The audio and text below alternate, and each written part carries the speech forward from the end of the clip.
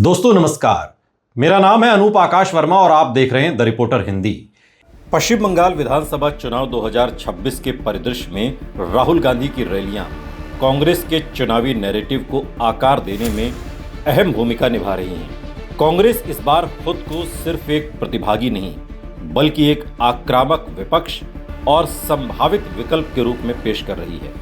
राहुल गांधी की सभाओं में जो मुद्दे बार बार उभर कर सामने आते हैं वो स्पष्ट रूप से दो मोर्चों पर केंद्रित हैं। एक तरफ नरेंद्र मोदी और भारतीय जनता पार्टी पर वैचारिक और राजनीतिक हमला और दूसरी तरफ ममता बनर्जी और ऑल इंडिया तृणमूल कांग्रेस पर शासन और भ्रष्टाचार के मुद्दों को लेकर सीधा प्रहार। टीएमसी बीजेपी का मुकाबला नहीं कर सकती है, यह मत भूलिए।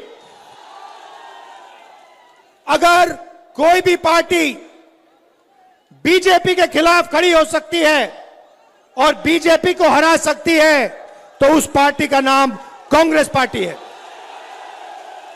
यह सारा का सारा जो आपके खिलाफ हो रहा है, एसआईआर हो रहा है, वोट चोरी हो रही है, इसको तृणमूल नहीं रोक सकती है। आप पर जो अत्याचार बीजेपी कर रही है, बंगाल में, देश में वोट काट रही है, हिंसा फैला रही है, तृणमूल इसको नहीं रोक सकती है, कांग्रेस पार्टी इसको रोक सकती है। और यह बात बीजेपी जानती है। बीजेपी जानती है कि तृणमूल कांग्रेस उनको नहीं हरा सकती, जानती है कि कांग्रेस पार्टी उनको गिरा सकती है। सबसे पहले राहुल गांधी के भाषणों का केंद्रीय स्वर है निर्भीकता और सीधा टकराव। वो बार बार ये संदेश देते हैं कि मैं डरने वाला नहीं हूं। प्रधानमंत्री आंख में आंख डालकर बात नहीं कर सकते। यह सत्ता के आने पर जवाबदेही तय होगी। ये भाषा राजनीतिक रूप से दो काम करती है। एक, कांग्रेस कार्यकर्ताओं में आत्मविश्वास पैदा करती है और दूसरा, मतदाताओं के बीच ये संदेश देती है कि कांग्रेस अब रक्षात्मक नहीं बल्कि आक्रामक मोड में है। ये बदलाव 2021 के मुकाबले से बड़ा है, जब कांग्रेस अपेक्षाकृत निष्क्रिय दिखी थी। आपने नरेंद्र मोदी जी का आजकल चेहरा देखा है? देखा है? आंख में आंख नहीं मिला पाता। अब मैं उसकी आंख में देखता हूं, नीचे देखता है। आंख में देखता हूं, उधर देखता है, ऊपर नीचे देखता रहता है। देश को कहा था 56 इंच की छाती है। मजाक है, मजाक। देश को बेच दिया नरेंद्र मोदी ने। दूसरा मुद्दा है संविधान और लोकतंत्र की रक्षा।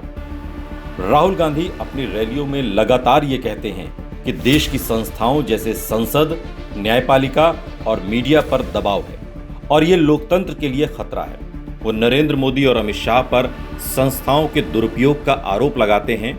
ये मुद्दा खासकर शिक्षित वर्ग, युवाओं और अल्पसंख्यकों के बीच में प्रभाव डालता है और कांग्रेस खुद को संविधान की रक्षक के रूप में स्थापित करने की कोशिश करती है।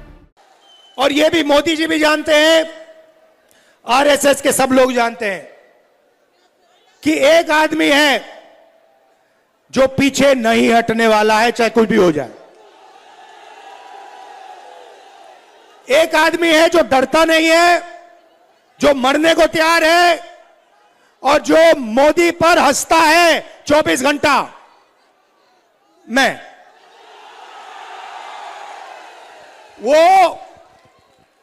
आपको बता रहा हूं, कल का वीडियो देखिए। वो मेरी आंख में आंख नहीं मिला सकता है। वो डरता है क्योंकि वो जानता है कि किसी ना किसी दिन कांग्रेस पार्टी के बब्बर शेर, हमारे कार्यकर्ता बीजेपी को हराएंगे और फिर कार्रवाई नरेंद्र मोदी, अमित शाह के खिलाफ होगी। घबराने की कोई जरूरत नहीं है, डरना नहीं है। आप बंगाल की जनता हो, आप किसी से नहीं डरते हो। आपकी हिस्ट्री है। ये कौन है ये लोग? कुछ नहीं है इनमें। आप लोग तो अंग्रेजों से लड़े थे, आप लोग तो सुपर पावर से लड़के जीतने वाले लोग हो। भूलो मत। तीसरा मुद्दा है भ्रष्टाचार पर डबल अटैक। राहुल गांधी सिर्फ बीजेपी पर ही नहीं बल्कि ऑल इंडिया तृणमूल कांग्रेस पर भी भ्रष्टाचार के आरोप लगाते हैं। वो कहते हैं कि एक तरफ केंद्र में सत्ता का दुरुपयोग है तो दूसरी तरफ राज्य में कट मनी और घोटाले की राजनीति। इस तरह कांग्रेस खुद को दोनों से अलग और साफ विकल्प के रूप में पेश करती है। यह रणनीति खासकर उन मतदाताओं को आकर्षित करने के लिए है जो बीजेपी और टीएमसी दोनों से नाराज हैं। चौथा मुद्दा है बेरोजगारी और आर्थिक संकट। राहुल गांधी अपनी सभाओं में बार बार युवाओं की बात करते हुए नजर आते हैं। नौकरी कहां है, युवा क्यों पलायन कर रहा है। वे ये आरोप लगाते हैं कि भारतीय जनता पार्टी राष्ट्रीय स्तर पर रोजगार देने में विफल रही है जबकि राज्य में तृणमूल कांग्रेस ने भी अवसर पैदा नहीं किए। यह डबल फेल्योर का नैरेटिव कांग्रेस को युवाओं के बीच जगह दिलाता है। पांचवा मुद्दा सामाजिक न्याय और समानता। राहुल गांधी दलित, आदिवासी और पिछड़े वर्गों के अधिकारों की बात करते हैं और कहते हैं कि सत्ता में आने पर हिसाब लिया जाएगा। कांग्रेस के बब्बर शेर जैसी भाषा दरअसल एक प्रतीकात्मक राजनीतिक संदेश है कि पार्टी अब संघर्ष करने को तैयार है। ये भाषा जमीनी कार्यकर्ताओं को मोबिलाइज करती है और चुनावी ऊर्जा बढ़ाती है। छठा मुद्दा महिला और गरीब वर्ग पर फोकस। कांग्रेस अपनी गारंटियों के जरिए महिलाओं, किसानों और गरीबों को सीधे आर्थिक लाभ देने की बात कर रही है। राहुल गांधी इसे सम्मान और अधिकार की राजनीति बताते हैं जो ममता बनर्जी की वेलफेयर पॉलिटिक्स को सीधे चुनौती है। यानी कांग्रेस कहती है कि हम सिर्फ योजनाएं नहीं, स्थायी समाधान देंगे।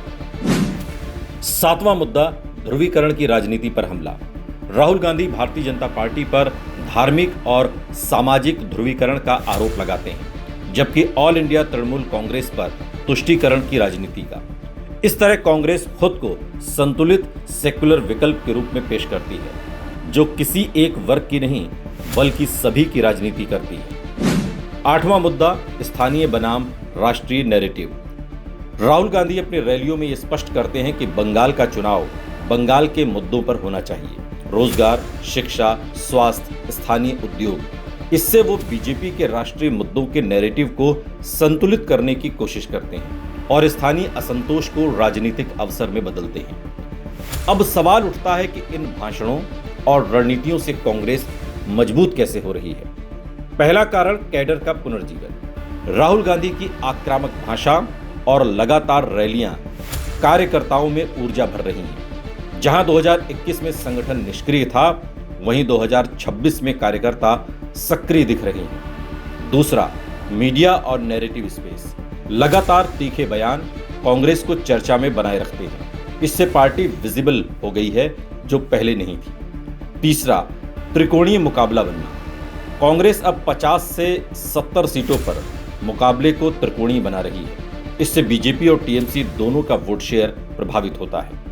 चौथा, वोट बैंक में सेंध। मुस्लिम और सेकुलर वोट का एक हिस्सा, युवाओं और बेरोजगार वर्ग का झुकाव, कुछ महिला वोट गारंटी स्कीम के कारण ये सब मिलकर कांग्रेस को धीरे धीरे मजबूत कर रहे हैं। पांचवा, लीडरशिप फैक्टर। राहुल गांधी और प्रियंका गांधी की सक्रियता से पार्टी को ऊर्जा और दिशा मिलती है।